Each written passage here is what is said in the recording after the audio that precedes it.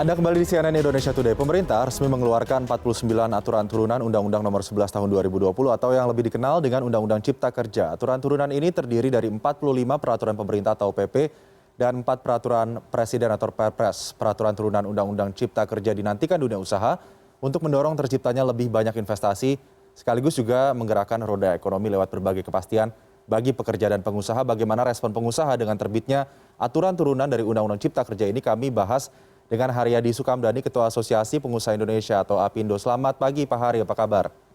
Ya, selamat pagi Mas Aldi. Alhamdulillah baik-baik saja Mas. Ya, Pak Hari, dalam penyusunan peraturan pemerintah turunan Undang-Undang Ciptaker ini, apa saja aspirasi dari pengusaha yang kemudian dimasukkan dalam aturan turunan ini?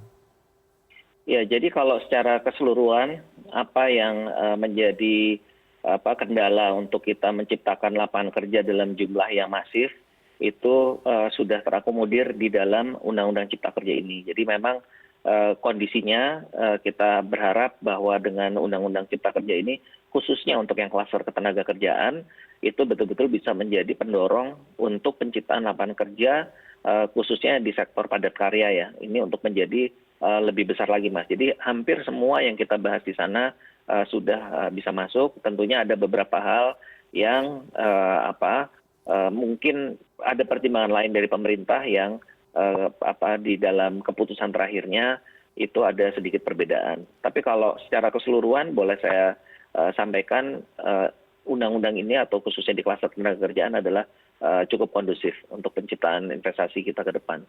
Artinya sambutan dari kalangan pengusaha terhadap aturan ini sejauh ini bagaimana Pak? Saya rasa positif ya, positif dan kita menyambut baik dan sangat besar harapannya. Tadi saya sampaikan khususnya untuk penciptaan lapangan kerja di sektor padat karya. Mudah-mudahan ini juga bisa terlaksana dengan lebih cepat begitu Mas. Untuk sosialisasi aturan turunan ini kepada pengusaha, bagaimana pola yang dilakukan oleh pemerintah? Kalau dari pemerintah itu kami nanti akan bersama dengan Kementerian Tenaga Kerja khusus klaster ketenagakerjaan ya Mas ya. Okay. Itu kami tentunya akan mengundang seluruh stakeholders baik dari dunia usaha, pelaku usaha maupun juga dari serikat pekerja, serikat buruhnya Mas. Itu kita biasanya secara simultan kita lakukan di 34 provinsi secara bersamaan. Oke, kalau dari perjalanan pembuatan Undang-Undang Cipta Kerja ini kita tidak bisa melupakan bahwa memang sempat ada resistensi dari kalangan buruh terhadap dirancangnya Omnibus Law ini. Pada saat aturan turunan sudah diturunkan, bagaimana kemudian kalangan dunia usaha bisa memberikan penjelasan clear begitu bahwa tidak ada hal-hal yang bisa merugikan para pekerja ataupun serikat pekerja dalam aturan turunan Undang-Undang Ciptaker? Ya, sebetulnya dari sejak kami membahas awal Mas ya, itu sudah kita komunikasikan terus gitu. Jadi memang tentu ada perbedaan pandangan dan perbedaan pandangan itu sudah sama-sama kita berikan dalam bentuk catatan kepada pemerintah. Dan kesepakatan kita semua ya kalau sudah kita sampaikan kepada pemerintah lalu dibahas dengan DPR, tentu itu adalah menjadi keputusan yang harus kita hormati bersama begitu Mas. Ya tentu perbedaan adalah namanya juga perundingan ya begitu. Tapi kalau ini sudah disahkan ya tentunya kita semua menghormati dan ini kita harapkan bisa kita jalankan dengan sebaik-baiknya.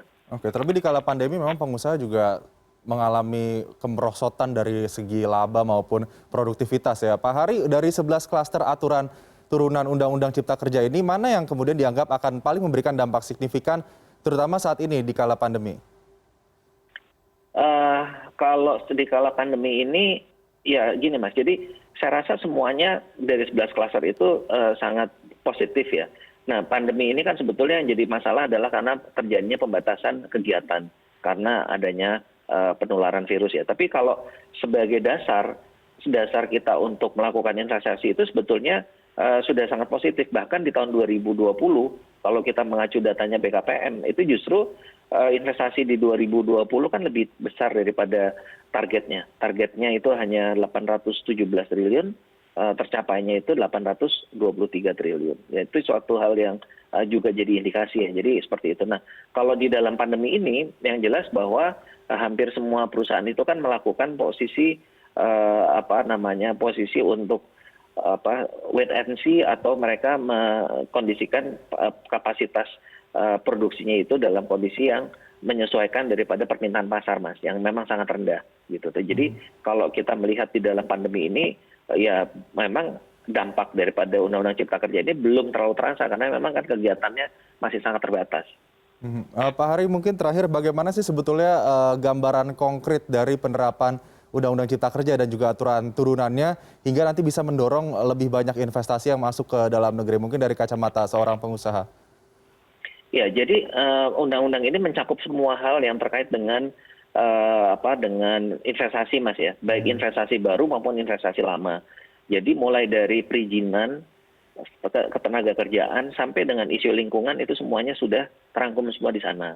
Nah, sehingga kalau kita melihat kondisi setelah pasca adanya Undang-Undang Cipta Kerja dengan sebelum ada Undang-Undang Cipta Kerja, maka di sini yang terlihat sekali itu adalah dari proses perizinan yang lebih terukur, lebih bisa terlihat mengenai jadwal waktu dan juga simplifikasi daripada prosesnya, sampai dengan bagaimana investasi itu berjalan sesuai dengan apa yang diharapkan oleh masyarakat dan juga oleh negara, ya. Itu semuanya terlihat di sana, Mas. Jadi harapannya tentunya sesudah ini bisa efektif, memang akan men-trigger betul-betul tidak hanya investasi baru ataupun investasi asing, tapi investasi dalam negeri ini juga akan meningkat tajam, khususnya juga di sektor UMKM yang sekarang ini mendapatkan porsi perhatian yang sangat besar.